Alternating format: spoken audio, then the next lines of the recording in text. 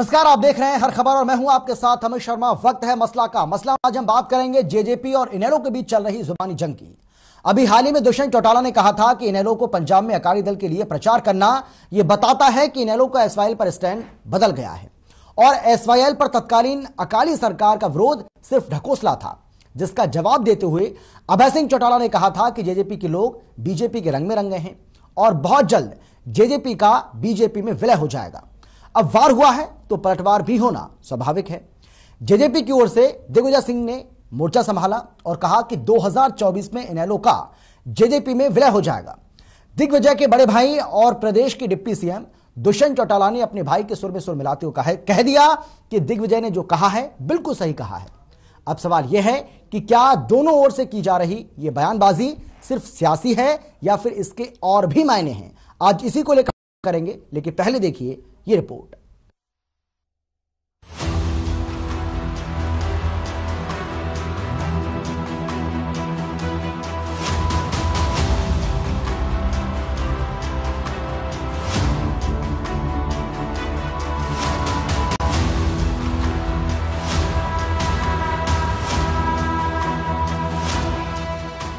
हाल ही में एक कार्यक्रम के दौरान हरियाणा के डिप्टी सीएम दुष्यंत चौटाला ने अपने दादा और पूर्व मुख्यमंत्री ओम प्रकाश चौटाला के पैर छूकर उनसे आशीर्वाद लिया था, जिसके बाद सियासी गलियारों में इस बात को लेकर चर्चा तेज हो गई थी कि क्या एक बार फिर से पार्टी और परिवार एक हो जाएगा।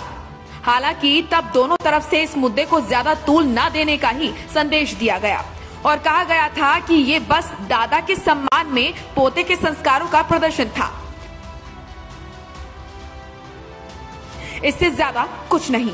लेकिन अब फिर से इस बात को हवा मिलना शुरू हो गई है कि क्या पार्टी और परिवार 2024 तक एक हो जाएगा। इन दिनों दोनों पार्टियों के नेता एक दूसरे की पार्टी पर जमकर बयानबाजी कर रहे हैं।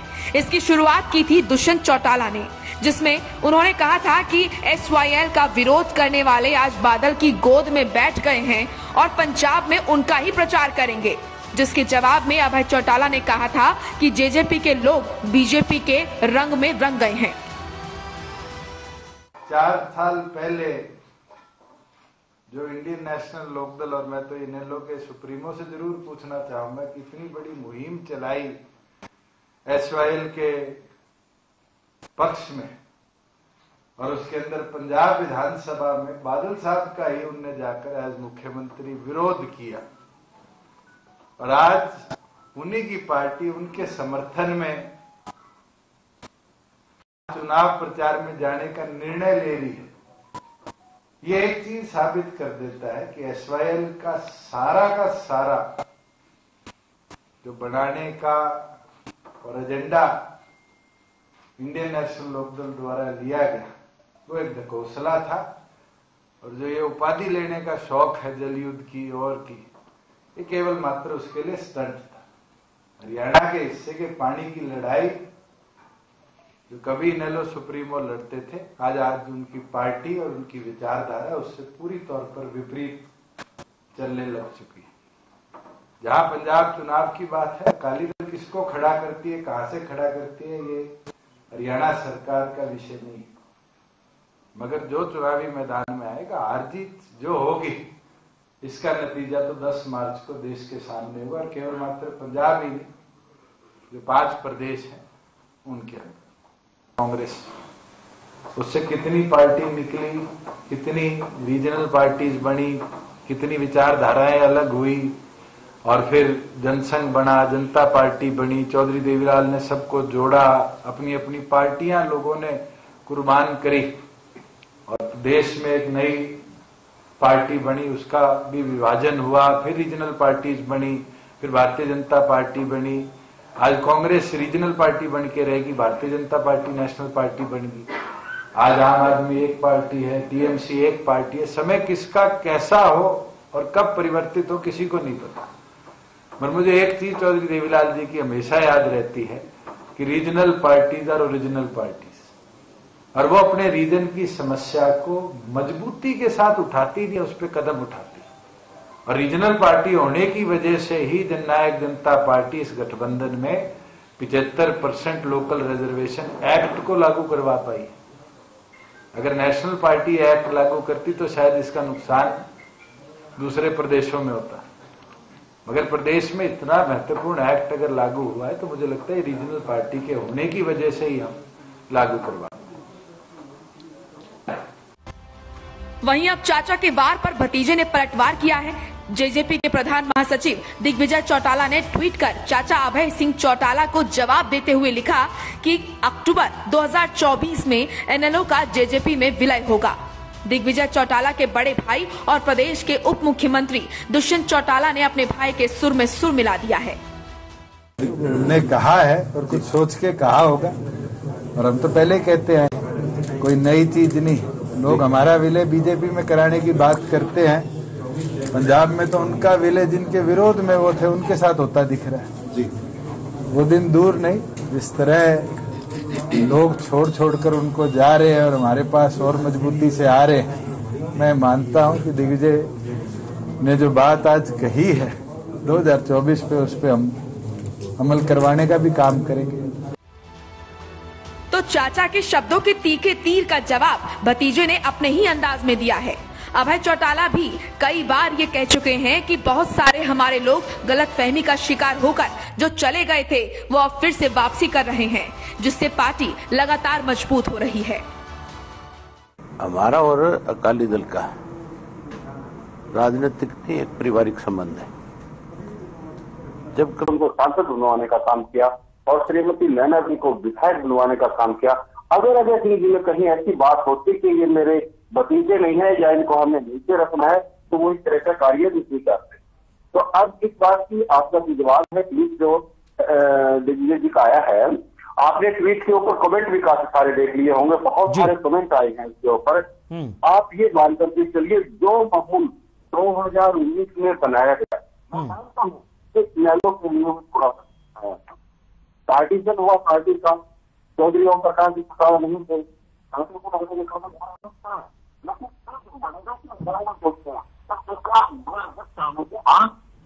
इस प्रकार से वो सवाल करके आज हरियाणा प्रदेश में वो है और किसान आंदोलन की बात करी थी।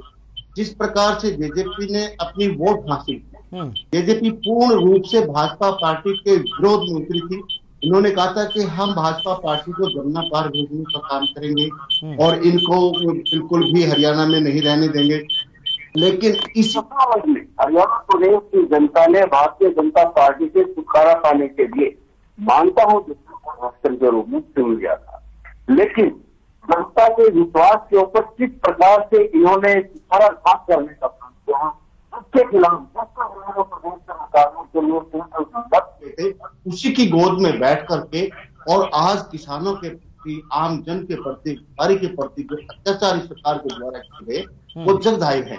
इनके कारण अमित जी आज जेजेपी का, विशेष करके जेजेपी का हरियाणा प्रदेश में जनहदार लगभग समाप्त हो चुका है और जितने वो साथी चले गए थे उस टाइम पर वो सारे के सारे साथी वापस आना शुरू हो गए।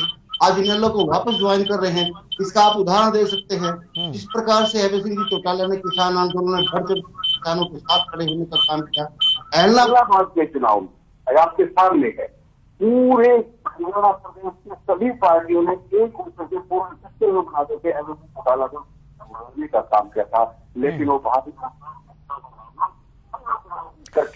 विजेंद्र जी आपकी आवाज ठीक से आ नहीं रही है, आपकी आवाज बीच में दिक्कत आ रही है। आप अपनी आवाज को थोड़ा सा ठीक करिए। ऑडियो आपका बहुत बेकार आ रहा है, ऑडियो ठीक नहीं आ रहा है आपका। मैं वापस लौटता हूं आपके पास। जी विजेंद्र जी बोलिए, एक बार बोल के देखिए आप। हाँ, जी आज हरियाणा प्रदेश में केवल और केवल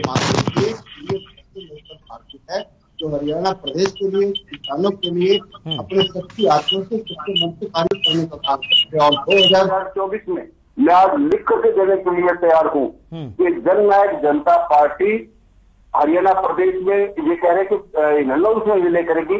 जननायक जनता पार्टी नाम की कोई पार्टी हरियाणा प्रदेश में नहीं बचेगी और इसमें भी कोई शक नहीं।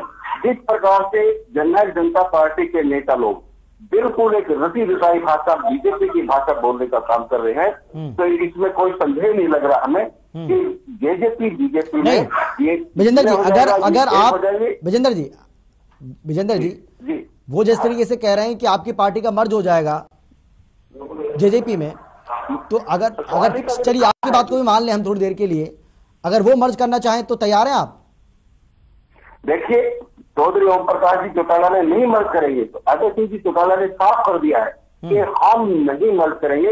इंडियन नेशनल लोकदल पार्टी अपने बलबूते पर हरियाणा प्रदेश में 2024 में सरकार बनाने का काम करेगी। जिस प्रकार आज इस सरकार गठबंधन सरकार के द्वारा चाहे महंगाई की बात हो, चाहे भ्रष्टाचार की बात हो, चाहे बेरोजगारी की बात हो, चाहे शिक्षा की, स्वास्थ्य की, हर क्षेत्र में हरियाणा प्रदेश पिछड़ा है। तो हरियाणा प्रदेश की एकमात्र आज इंडियन नेशनल लोकदल पार्टी की तरफ देख रही है और 2024 में अपने बलबूते Indian National Lokdal party Haryana की सरकार। ठीक है जितेंद्र जी, कांग्रेस पार्टी कैसे देख रही है जेजेपी और इनेलो के बीच में ये जो वॉक युद्ध जो चल रहा है सर, जुबानी जंग जो चल रही है, आप कैसे देख रहे हैं इसको? देखिए, मुझे आपकी आवाज साफ नहीं आ रही, कृपया आप थोड़ा दोबारा सवाल को दोहराएंगे। जी जितेंद्र जी, सवाल मेरा बहुत सिंपल और छोटा सा है। मैं ये जानना चाह रहा हूं आपसे कि जेजेपी और इनेलो के बीच में जो ये सियासी युद्ध देखने को मिल रहा है, जुबानी जंग की मैं बात कर रहा हूं, जुबानी युद्ध की मैं बात कर रहा हूं, इसको कैसे देख रहे हैं आप? चाचा की ओर से वार किया जाता है, फिर भतीजे की ओर से पलटवार किया जाता है, फिर चाचा की ओर से वार किया जाता है, फिर छोटे भतीजे की ओर से पलटवार किया जाता है, कैसे देख रहे हैं आप इसे? देखिए, मैं आपके चैनल के माध्यम से मैं बताना चाहता हूं, ये इनका घरेलू मामला है और कभी भी ये एक दूसरे से अलग नहीं थे। ये सिर्फ प्रदेश की जनता को बनाने के लिए एक रणनीति के तहत ये सारा नहीं मामला घरेलू है जितेंद्र जी, मैं भी मानता हूं मामला घरेलू है, ये बात सही है कि भाई ये इनका आपस का मामला है, मामला घरेलू है, ये भी बात सही है। लेकिन क्या कांग्रेस पार्टी को इस घरेलू झगड़े में कोई फायदा, कोई नफा नुकसान दिख रहा है? देखिए, मैं आपके चैनल के माध्यम से मैं बताना चाहता हूँ, चार चीज कभी छिपती नहीं है। कबीर कहते हैं कि चार चीज कभी छुपती नहीं है, खैर, खून, खांसी, खुशी। तो आज जो इन्होंने हरियाणा प्रदेश के अंदर जो एक माहौल बनाया हुआ है, जेजेपी के हमारे दुष्यंत चौटाला साहब ने किसान के खिलाफ, किसान से हमदर्दी ली और भारतीय जनता पार्टी के आप उनके वीडियोस आपके चैनल पर भी हैं और भी चैनल्स हैं, वो सारी चीजें हैं। तो मीडिया के अंदर उन्होंने जिस प्रकार किसान की बात को उठाया था और किसान से झूठ बोला था, बरगलाया था किसान को, भारतीय जनता पार्टी, यहाँ तक कि नरेंद्र मोदी साहब की नीतियों का उन्होंने और भाजपा के दुष्प्रचार का उन्होंने जिस प्रकार किया था और जिस प्रकार उन्होंने नरेंद्र मोदी जी की उन्होंने हर जगह वहां उन्होंने आगे आकर बेटा डिबेट में हूँ, टीवी देख लिया खबर मैं करता हूँ। भाजपा की सरकार किसान को मार रही है, किसान को बरगलाकर जिस प्रकार वोट किया और वो सत्ता में आए, तो पूरा हरियाणा जानता है उसी का खामियाजा इनको भुगतना पड़ा। हरियाणा में दुष्यंत चौटाला जी के हेलीकॉप्टर को कई जगह नहीं उतर दिया और घर का भी घेराव दुष्यंत चौटाला जी का किसानों ने कई बार किया। दूसरी बात, अब मैं अभय सिंह चौटाला साहब पर आना चाहूंगा कि अभय सिंह चौटाला जी जो चौधरी देवीलाल जी की प्रॉपर्टी थी, उनको जेजेपी और आईएनएलडी ने, मैं समझता हूं, बहुत दूषित किया है। चौधरी देवीलाल एक ऐसे नेता हिंदुस्तान की राजनीति में हुए, किसान मजदूरों के नेता हुए, जिनका आदर सभी पार्टियां करती है, सभी राजनीतिक दल करते हैं, हम भी करते हैं, कांग्रेस पार्टी भी उनका आदर करती है। लेकिन दुर्भाग्य की बात यह है कि आज चौधरी देवीलाल जी के नाम को जिस प्रकार किसान मजदूर के वो बड़े नेता थे, आज भाजपा के साथ मिलकर जेजेपी ने और आईएनएलडी ने खराब किया है। तो मुझे एक पंक्ति कबीर की याद आती है क्योंकि उनको ज्ञान सिद्धि थी। कबीर कहते हैं कि राम किसी को ना मारे ना है पापी राम, राम किसी को ना मारे ना है पापी राम, और अपना आप मर जाएंगे कर करके खोटे काम। व्यक्ति के कर्म व्यक्ति को मार देते हैं, उसको कोई मारता नहीं है। तो कर्म प्रधान है, गीता का सार भी है कि कर्म प्रधान विश्व जग रहा था, जो फल बोया त्या फलता था। तो जिस प्रकार ये कर्म कर रहे हैं, जिस प्रकार ये छल प्रपंच प्रदेश की जनता के साथ कर रहे हैं सत्ता में रहकर, और जिस प्रकार की नूरा कुश्ती में कहूंगा, नूरा कुश्ती ये खेल रहे हैं, मैं आ रहा हूं गुलिया साहब, आ रहा हूं, आप ही के पास आ रहा हूं। ये सब एक है, एक ही थाली के चट्टे बट्टे हैं। और मैं ये और कहना चाहता हूं कि प्रदेश की जनता ने उपचुनाव में सबक सिखाया जेजेपी को, भारतीय जनता पार्टी को, और आईएनएलडी के अभय सिंह चौटाला अगर जीते हैं उपचुनाव में, तो मैं समझता हूं कि किसान और मजदूरों ने उनको एक बहुत बड़ा एक योगदान उनको दिया। लेकिन जिस प्रकार ये दोनों पार्टियां जेजेपी और आईएनएलडी दूरा कुश्ती कर रही हैं, वो दुर्भाग्यपूर्ण, प्रदेश की जनता इनको सबक सिखाएगी, वो जान चुकी है इनकी दूरा कुश्ती को। और समय आने पर आप देख लेना कि हरियाणा की तस्वीर बदलेगी, दशो दिशा बदलेगी और कांग्रेस पार्टी की सरकार बनेगी। ठीक है गुलिया साहब, आप हाथ उठा रहे थे, जो अब बात आप कहना चाहते हैं आप कहिए, लेकिन मेरा एक सवाल छोटा सा आपसे ये है सर, मैं ये जानना चाहूंगा आपसे कि क्या ये माना जाए कि 2024 की तैयारी में आप जुट गए, समय है अभी लेकिन जुट गए आप, और इशारा भी आप कर रहे हैं कि आगे आपकी रणनीति क्या रह सकती है? नहीं अमित जी, मैं एक बात मानता हूँ, देखिए राजनीतिक दल का अब जो सरकार हरियाणा प्रदेश के अंदर है, जिसमें हमारी भागीदारी है, दुष्यंत चौटाला जी हरियाणा प्रदेश के हितार्थ फैसले ले रहे हैं और काम कर रहे हैं। लेकिन जो संगठन के लोग हैं, जो पार्टी के संगठन में है, उनकी तैयारी चुनाव के मद्देनजर रहनी भी चाहिए और रह सीधी और हमारी है। हम चुनाव को मद्देनजर रखते हुए अपनी हमारी पूरी तैयारियां हैं, वो इस बात में दो राय नहीं है। लेकिन मैं अपने कांग्रेस के साथी को एक बात का जवाब देना चाहता हूँ। ये तो वो लोग हैं कि राम राम राम नाम भी नहीं जपना और पराया माल अपना। देखिए एक विडंबना मेरे देश की देखिए, ये उस नेता के गुण गा रहे हैं, उस राहुल गांधी के गुण गाते हैं जो आज ये नहीं बता सकता कि भारत के अंदर कितने प्रदेश हैं। अगर उन प्रदेशों में भी कितने प्रदेशों में कांग्रेस की सरकार है, वो उन प्रदेश के मुख्यमंत्रियों के नाम नहीं गिना सकता, जो उसके गुणगान करने के लिए मजबूर है। मैं इनकी बारी के बीच में नहीं बोल रहा था, मैं चंदेला जी की बारी के बीच में नहीं बोल रहा था। ठीक है चंदेलिया जी, उनको अपनी बात रखने दीजिए, वो जैसे अपनी बात पूरी कर लेंगे मैं आ जाऊंगा आपके राहुल गांधी को नहीं देंगे हरियाणा में। राहुल गांधी जी आए देश का, अगर राहुल गांधी को मैं चुनौती देता हूँ रेस में अकेला दौड़ा तो तीसरे नंबर पे आएगा। तो जिस पर राहुल गांधी को रेस में अकेला दौड़ा तो तीसरे नंबर पे आएगा। मोदी जी की सरकार में देश के पीछे के हैं और हमारे पे कर रहे हैं। मैं उस कहावत को हरियाणा की जो मशहूर है वो चैनल पर कहना मैं पसंद नहीं करूंगा कि चार से बोले मैं कह रहा हूँ माफी मांगी, नरेंद्र मोदी साहब ने माफी मांगी। ये उस पार्टी के प्रवक्ता है, पार्टी के कार्यक्रम में मारा जाता है। एक एक करके बोलिए। देखिए इस तरीके से किसी की बात ठीक से समझ नहीं आ रही है। दलित प्रदेश जितेंद्र जी मैं आ रहा हूँ आपके पास भी, मैं आपके पास भी लौट रहा हूँ, वो जैसे अपनी बात पूरी करेंगे मैं आऊंगा आपके पास। कार्यक्रम में मारा जाता है। नहीं सत्ता में रहते आपको जनता ने हराया। कह रहा हूँ उनको धैर्य का परिचय देना चाहिए। जो बोलने की क्षमता रखते हैं तो उनको सुनने की क्षमता भी रखनी चाहिए। नहीं इसके 5 राज्यों के चुनाव में मैं आपको बताना चाहता हूँ आपकी करारी हार होगी।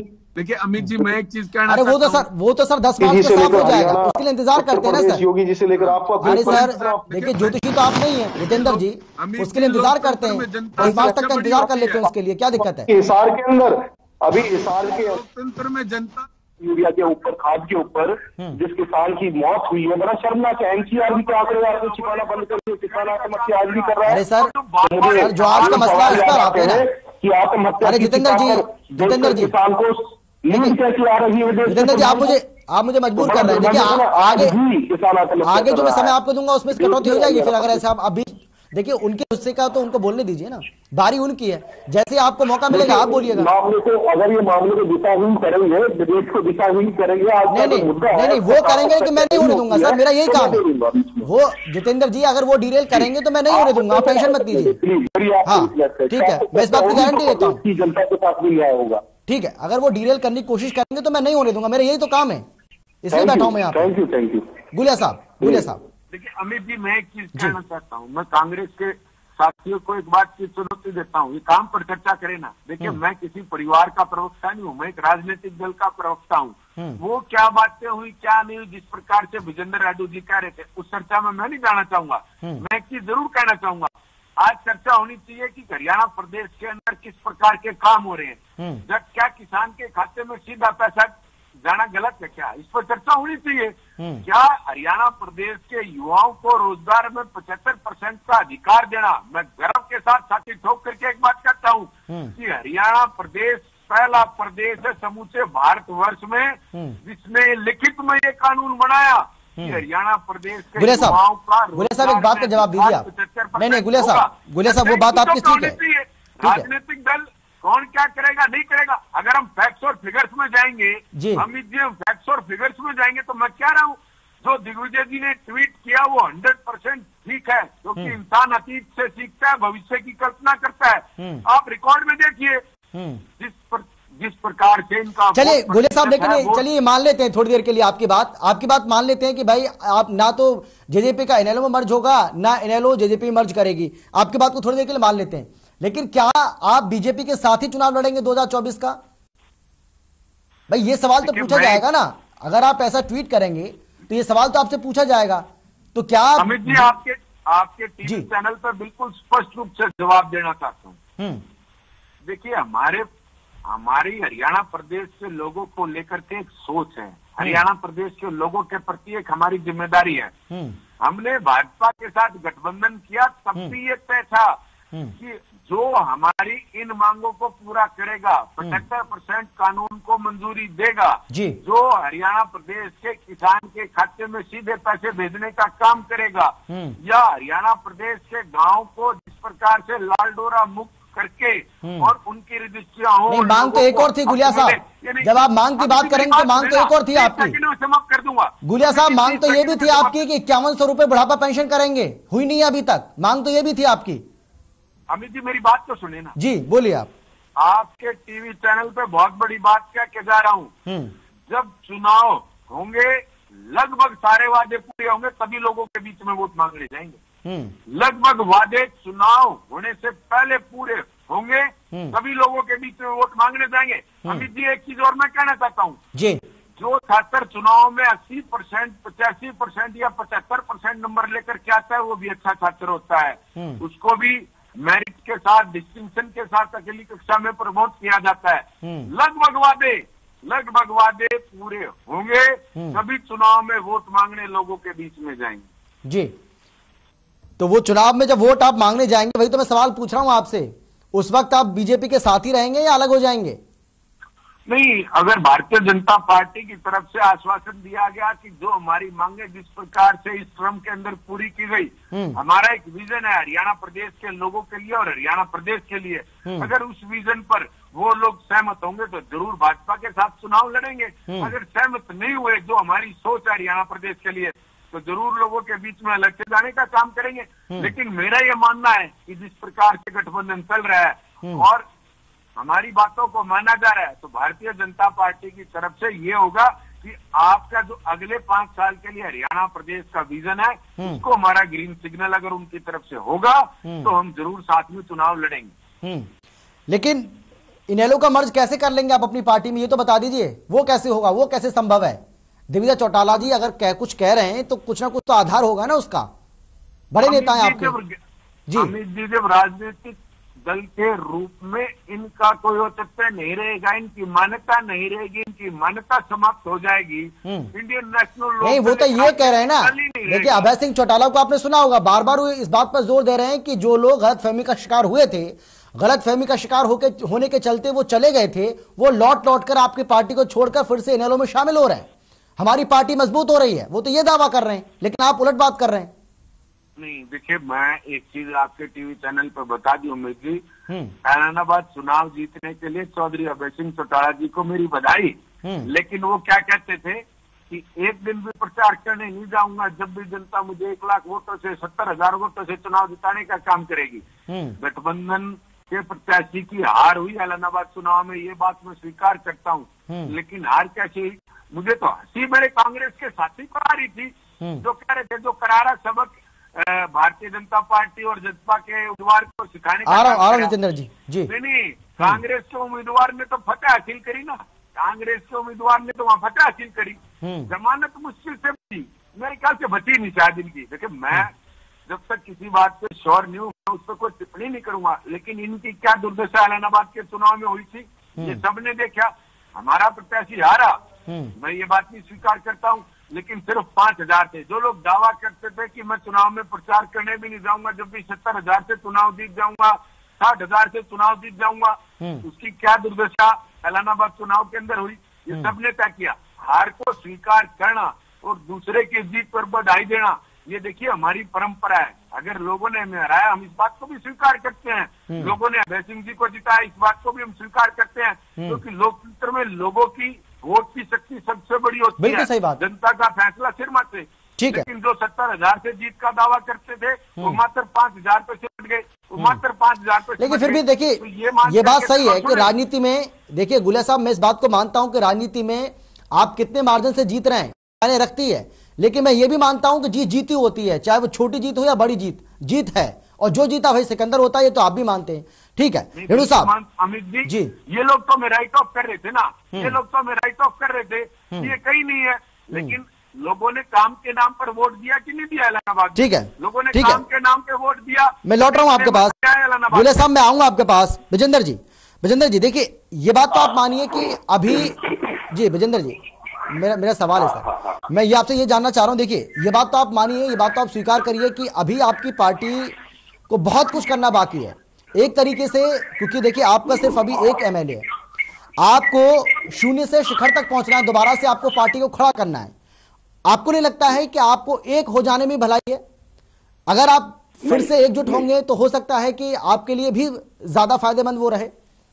तो जो इशारा किया जा रहा है उधर से, क्या आप उस इशारे को समझने की कोशिश कर भी रहे हैं या नहीं? मैं ये जानना चाह रहा हूं आपसे।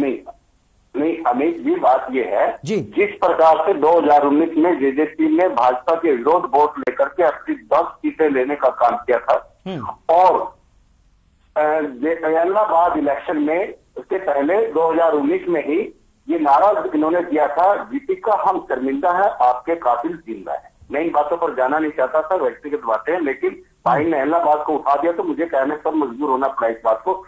उन्हीं के लेकर उन्हीं के पक्ष में फिर वोट मांगने जाता है। आज पूरा हरियाणा प्रदेश, ही आपका चैनल एक राष्ट्रीय चैनल है, पूरा देश इस बात को सुन रहा है कि इनकी करनी और कथनी में कितना फर्क है। जिसके विरोध में खड़े होते हैं, जिसका दुष्प्रचार करते हैं, उसी के गोद में जाकर के ये बैठने का काम करते हैं।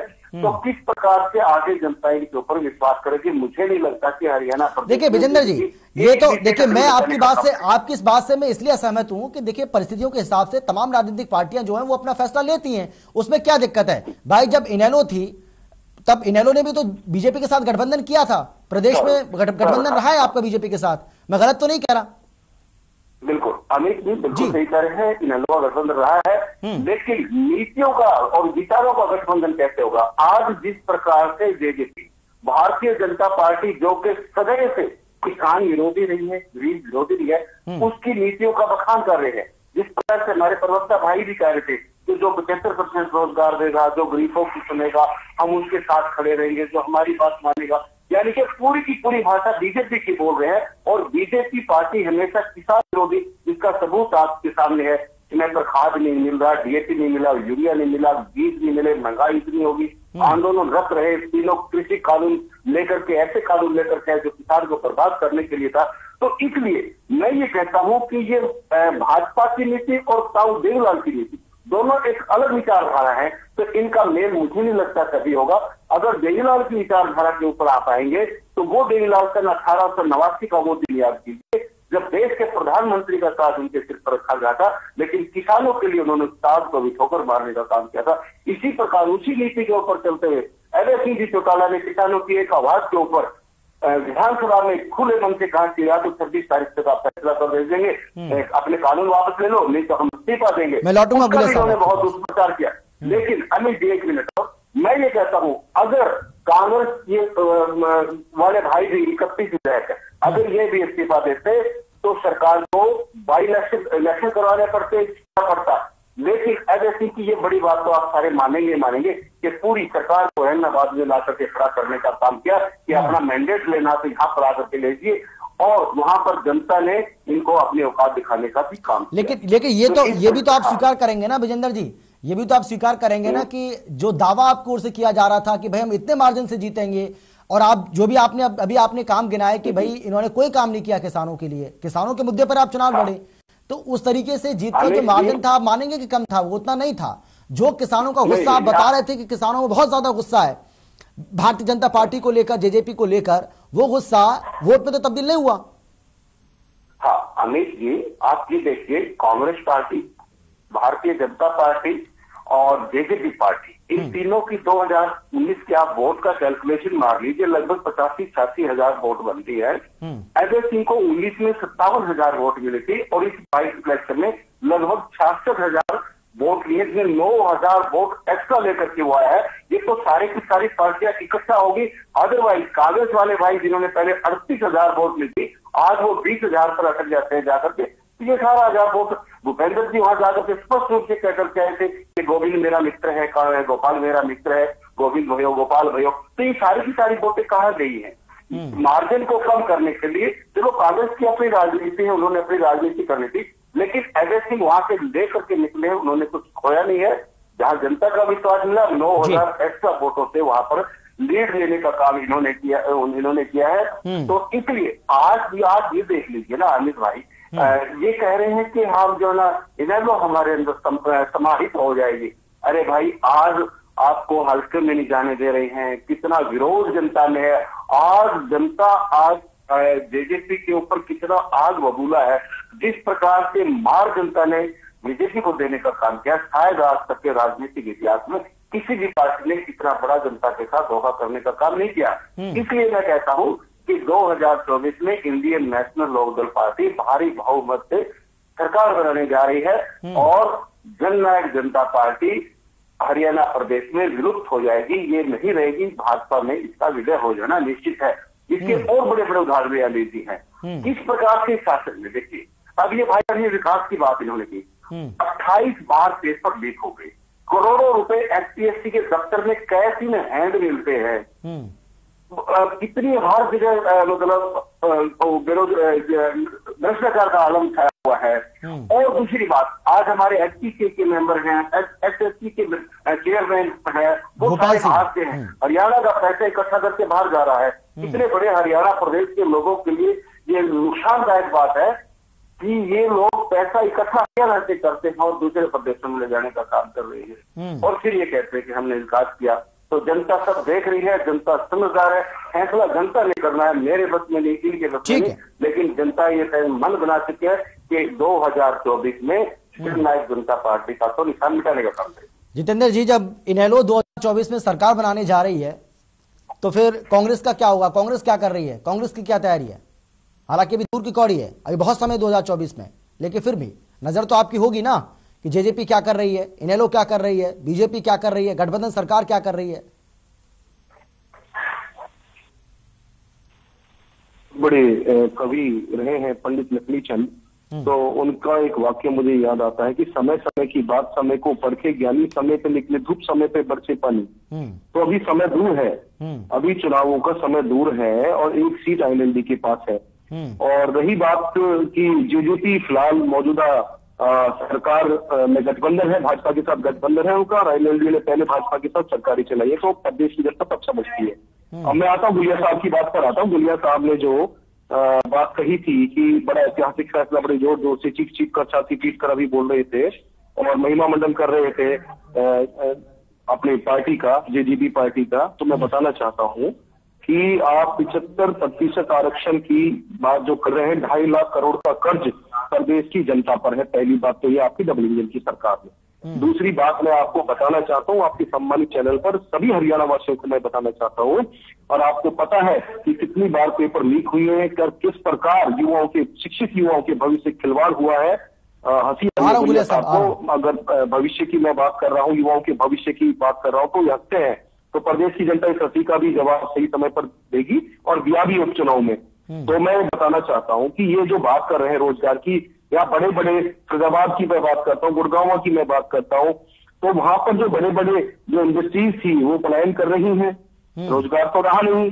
निजीकरण इन्होंने, मोदी जी ने अपनी पूरे देश में निजीकरण की नीति लागू की हुई है, हरियाणा में लागू की हुई है, जहां एक मैं समझता हूँ कि जो एक सफाई कर्मी की मैं बात करूंगा, जो आखिरी पंक्ति का व्यक्ति है, उसका कार्य भी ठेकेदारी में उन्होंने देख दिया हुआ है। ये रोजगार की बात करते हैं, पेपर लीक इनकी सरकार में होते हैं। ये रोजगार की बात करते हैं जहां पर एचएससी के चेयरमैन को धमकियां मिलती हैं। ये रोजगार की बात करते हैं, या आरक्षण की बात करते हैं, युवाओं को नौकरी में आरक्षण की बात करते हैं। तो बड़ा दुर्भाग्यपूर्ण और हास्यास्पद लगता है। कांग्रेस पार्टी के समय में नौकरियों में अव्वल था हरियाणा, खेलों में अव्वल था हरियाणा, शिक्षा, स्वास्थ्य, सुरक्षा, सड़क, बिजली, पानी, मूलभूत सुविधाएं जो सरकार नहीं दे सकती, डबल इंजन की सरकार, उसको बने रहने का, सरकार कहलाने का कोई हक नहीं है। आज मैं फरीदाबाद की बात कर लेता हूँ। फरीदाबाद के अंदर गड्ढों में सड़क देखनी पड़ती है। सेक्टर 12 की मैं बात करता हूं, जहां पर कोर्ट है, जहां पर सारा जुडिशियल कॉम्प्लेक्स है, जहां पर IAS IPS लोग बैठते हैं, वहां पर रोज आए दिन एक्सीडेंट होते हैं, लोगों की जानें जाती हैं, लोगों को चोटें लगती हैं। सही आलम पूरे हरियाणा की सड़कों का है। और क्राइम जो पहले आपको याद क्यों नहीं आया था सर? डबल इंजन की सरकार में चंदेलिया जी, सरकार जितेंद्र चंदेलिया जी, दलितों पर अत्याचार, ये 7 साल पहले आपको याद क्यों नहीं आया? 2014 के पहले आपको क्यों याद नहीं आया? सरकार में बने हैं तो दुर्भाग्यपूर्ण है। ये जो बात कर रहे हैं बेईमानी है, इनकी बात बिल्कुल बेईमानी है और मैं पूर्णतः इस बात का खंडन करता हूं। और सरकार ये लोग बनाएंगे सरकार, ये लोग सरकार बनाने की बात करें। प्रदेश की जनता ने मुकुल इनको जवाब दिया है उपचुनाव के अंदर, इनकी कड़ाई शिकस्त वहां पर हुई है। तो आप जानते हैं, हरियाणा का मन जानते हैं। अभी जो हरियाणा के हालात बेरोजगारी के हैं, NCRB के आंकड़े बताते हैं किसान से ज्यादा आत्महत्या शिक्षित युवा कर रहा है, जो बहुत ही दुर्भाग्यपूर्ण है। शिक्षित युवा आज इनके पास, आज प्रदेश की जनता के पास काम धंधे नहीं है। कोरोना काल के अंदर ये लोगों को ऑक्सीजन नहीं दे पाए, ये लोगों को दवाइयां नहीं दे पाए और थर्ड वेव आने वाली है, टेस्टिंग आज तक भी नहीं करा पाए और न ही कोई इंतजाम स्वास्थ्य के इनके पास है। और हमारे जो स्वास्थ्य मंत्री हैं अस्वस्थ रहते हैं वो अधिकतर। मैं उनके अच्छे स्वास्थ्य की कामना करता हूं। अनिल विज साहब भारतीय जनता पार्टी के हरियाणा के जो स्वास्थ्य मंत्री हैं, उनके अच्छे स्वास्थ्य की मैं कामना करता हूं। लेकिन जो शहरी निकाय मंत्रालय उनके पास है, स्वास्थ्य मंत्रालय उनके पास है, हालत देख लीजिए। आज इनकी स्मार्ट सिटियों की हालत देख लीजिए। आज प्रदेश में सुरक्षा व्यवस्था देख लीजिए, महिलाओं पर बढ़ते अपराध देख लीजिए।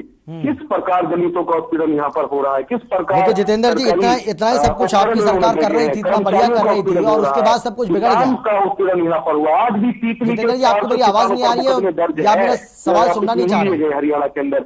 और हरियाणा के मुख्यमंत्री साहब छोटे मियाँ तो छोटे मियाँ, बड़े मियाँ सुभान अल्लाह। हरियाणा के मुख्यमंत्री मनोहर लाल खट्टर कानून संविधान से बने नहीं है। मैं उनको बताना चाहता हूँ और मैं ILD और JJP के दोनों प्रवक्ताओं को बताना चाहता हूँ, प्रकृति का नियम है बदलाव।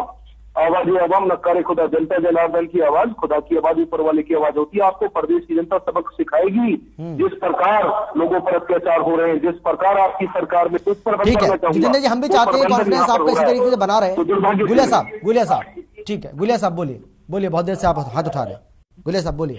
अमित भाई देखिए, मैं तो आज कांग्रेस के प्रवक्ता का धन्यवाद करना चाहूंगा, जो मेरे भाई ने मेरी आंखें खोल दी। ये कह रहे हैं कि इलाहाबाद के चुनाव में हमारी जो दुर्दशा हुई,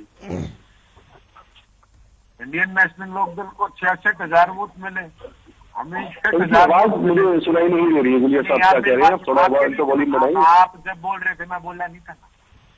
और मेरे कांग्रेस के साथी को, इनकी पार्टी को 20,000 वोट मिले। हम 5,000 से चुनाव हमारे हारे, हमारी तो दुर्दशा हो गई। हरियाणा प्रदेश के लोगों ने हमारी तो दुर्गति कर दी। और ये जो 46,000 वोटों से चुनाव हारे, इनका तो फूलमालाओं के साथ स्वागत करें। किस प्रकार की बात करते हैं? नहीं जितेंद्र जी देखिए, जितेंद्र ये बात सही है, बिल्कुल वो आपके बीच में नहीं बोल रहे, तो आप उनके बीच में क्यों बोलते हैं? आपके हेलीकॉप्टर को नहीं उतरने दिया और उप मुख्यमंत्री साहब के आवास को 10 बार घेरा है। और आज भी हिसार के अंदर जिस प्रकार खाद नहीं पहुंचा पा रही है हर सरकार का फेलियर है हर क्षेत्र में। आज किसान ठीक है, अरे इतने सारे आरोप आपने लगा दिए जितेंद्र जी, इतने सारे आरोप आपने लगा दिए, वो सुन रहे हैं, वो बीच में आपके नहीं बोले। अरे जितेंद्र जी उनको सुन तो लीजिए, उनको बोलने दीजिए।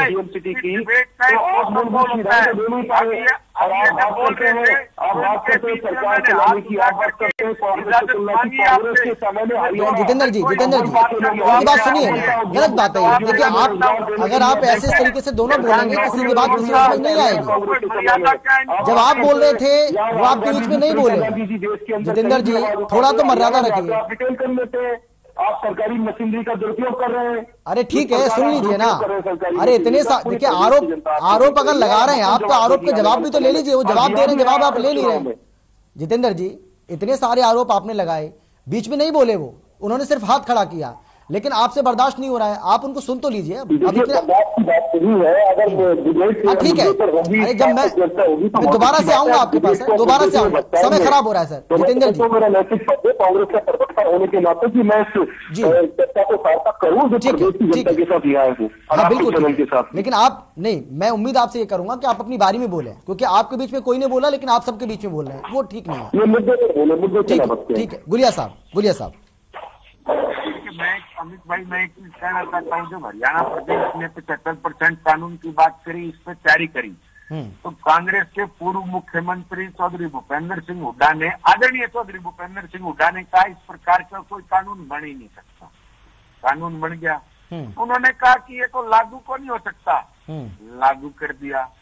अब हरियाणा प्रदेश के बीच में ये कानून है, तो आप ये, मैं लौटूंगा आपके पास। ये लोग तो वो लोग थे जो कहते थे, सॉरी देवीलाल जी ने, ताऊ देवीलाल जी ने कहा कि हरियाणा प्रदेश के नहीं समूचे भारतवर्ष के अंदर बुढ़ापा पेंशन लागू करेंगे। ये वो लोग थे, बोला ऐसी कोई पेंशन होती तो हम ही लागू कर देते, ये पेंशन लागू को नहीं हो सकती। वो पेंशन लोगों के बीच में आई कि नहीं? आज सम्मान के रूप में बूढ़ा बुढ़ी पेंशन ले रहे कि नहीं ले रहे हैं, ये उसका विरोध करने वाले लोग थे। अब ये कानून हरियाणा प्रदेश के युवाओं के लिए बना, तो इन्होंने कहा ये तो कानून ही नहीं बन सकता, इस प्रकार का तो कोई प्रावधान नहीं है। कानून बन गया तो कहा ये लागू नहीं हो सकता, अब लागू हो गया तो उसके अंदर और कमियां निकाल रहे हैं। इन लोगों ने प्रचार किया, देखिए अमित जी, इन लोगों ने प्रचार किया कि मारुति हरियाणा प्रदेश को छोड़ करके जाएगी। मारुति ने करारी शपथ इनके मुंह पे मारी। मारुति ने स्वयं कंपनी के हेड ने आकर के कहा कि हम खरखोदा में बहुत बड़ा प्लांट लगाने जा रहे हैं, जिससे 18,000 नौकरियां हरियाणा प्रदेश के युवाओं को मिलेगी।